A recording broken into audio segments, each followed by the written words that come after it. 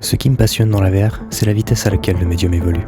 En l'espace de quelques années à peine, nous sommes passés d'un matériel encombrant, capricieux et onéreux à un outil plus élégant, ergonomique et abordable.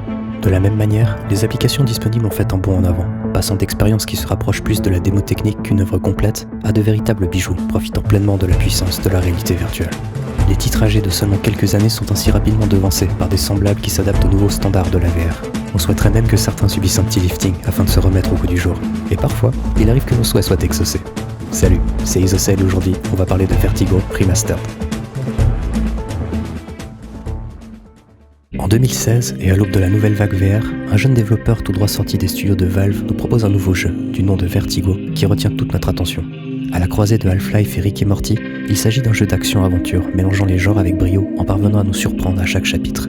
De par ses multiples qualités, il parvient à se placer sur le devant de la scène, mais le succès fut bref. En 2020, l'expérience souffre déjà d'une physique datée et d'une intelligence artificielle trop sommaire. Travaillant sur un second volet, le développeur s'est dit qu'il était temps de mettre à jour sa préquelle, en y incorporant son savoir acquis dans la création de sa suite et en suivant les nouveaux codes imposés par les œuvres VR actuelles. En est ainsi Vertigo Remastered, le premier remaster officiel du catalogue VR et pas des moindres. Disponible sur Steam et Viveport pour une vingtaine de francs, cette édition regorge de nouveautés. Mais commençons par aborder l'histoire. À peine arrivé dans une cabane de bois pour y passer un agréable séjour, une gigantesque explosion téléporte notre personnage dans un complexe scientifique souterrain. Majoritairement gouverné par des robots, on y découvre que le laboratoire conduisait des recherches sur la téléportation entre des univers parallèles. Après un essai hasardeux, une brèche s'est ouverte, le laboratoire mis sous quarantaine et les robots ordonnés de détruire toute espèce venant d'un autre monde, comme nous. Notre objectif va alors se dessiner. Nous devons remonter à la surface du complexe infesté de robots afin de s'en échapper, en enchaînant des phases d'action, de puzzle, d'exploration et de boss. Le titre propose en effet un arsenal d'armes pour lutter contre les robots du labo, passant du sabre laser pouvant envoyer les balles ennemies à une ingénieuse mitraillette modifiable en sniper par un simple mouvement. Il y mêle des phases d'exploration, nous permettant de résoudre les puzzles sur notre chemin, des boss, des changements de taille, du pilotage et plein d'autres surprises tout enjolivées par une bande-son d'exception, des graphismes low poly colorés ainsi qu'une pointe d'humour décalée, rappelant l'univers de Valve. En commençant le jeu, c'est en toute logique que nous tombons rapidement sur un outil de téléportation. Son fonctionnement nous fait immédiatement penser à Budget Cuts, jeu d'infiltration dont l'outil principal permettait de visualiser au travers d'une sphère le lieu de téléportation souhaité, d'observer les environs afin de s'assurer de sa sûreté, et finalement s'y téléporter en plongeant notre tête dans cette sphère. Le gadget de notre pépite fonctionne d'une façon similaire, en pouvant être également utilisé comme outil d'infiltration, mais aussi de platforming et d'esquive lors des combats. On peut également le peaufiner grâce à un arbre de compétences permettant notamment d'améliorer sa vitesse d'exécution ou sa portée. On y trouve d'ailleurs également des améliorations classiques d'armes, tout comme des passifs pour notre personnage.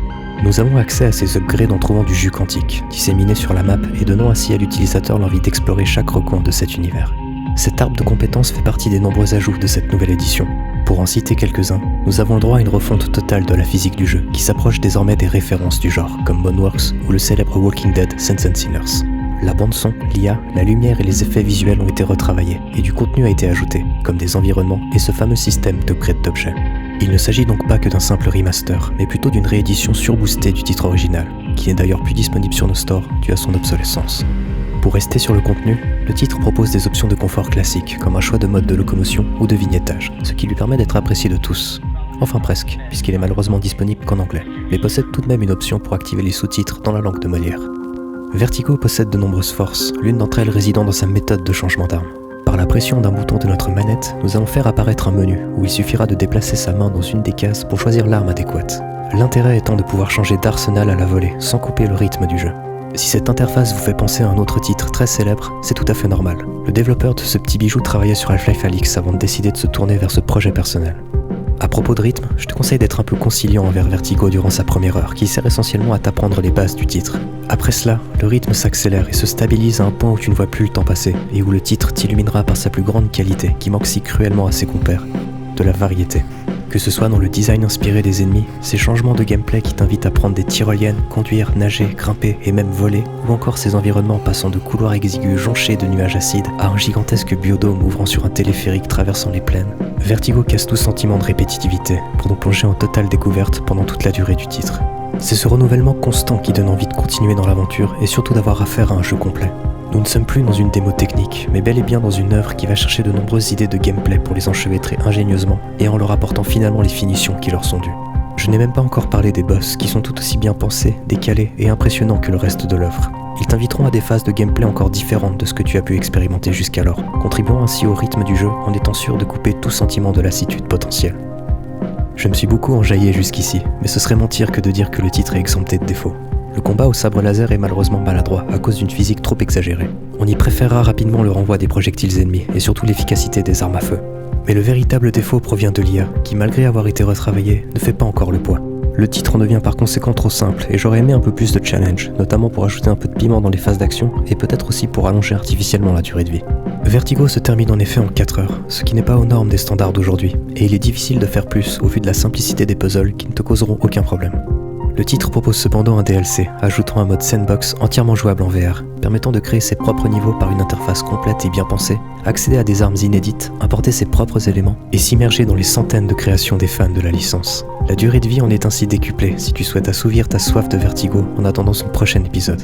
Annoncée depuis 2 ans déjà, cette suite propose déjà une démo gratuite permettant de se faire une idée de ce que proposera l'œuvre. On y observe notamment l'ajout de personnages animés prenant part à un scénario qui a l'air de bien meilleure facture, des stations de soins rappelant notre cher Half-Life Alyx, de nouveaux boss, de nombreuses armes supplémentaires et également de meilleurs graphismes. Bref, de quoi nous faire baver d'envie. Malgré ces quelques défauts, je ne peux que te conseiller de plonger dans l'univers de Vertigo. C'est l'un des rares jeux que j'ai terminé d'une traite, grâce à l'atmosphère que le titre dégage, son rythme maîtrisé et surtout son renouvellement constant attisant ta curiosité de joueur. Vertigo fut ainsi le premier titre VR à être remasterisé, et il le méritait. En proposant un titre qui brille par ses idées et son inventivité, cette nouvelle vie lui confère un statut de pépite indépendante qui n'a plus à rougir face aux grandes œuvres VR que l'on connaît aujourd'hui.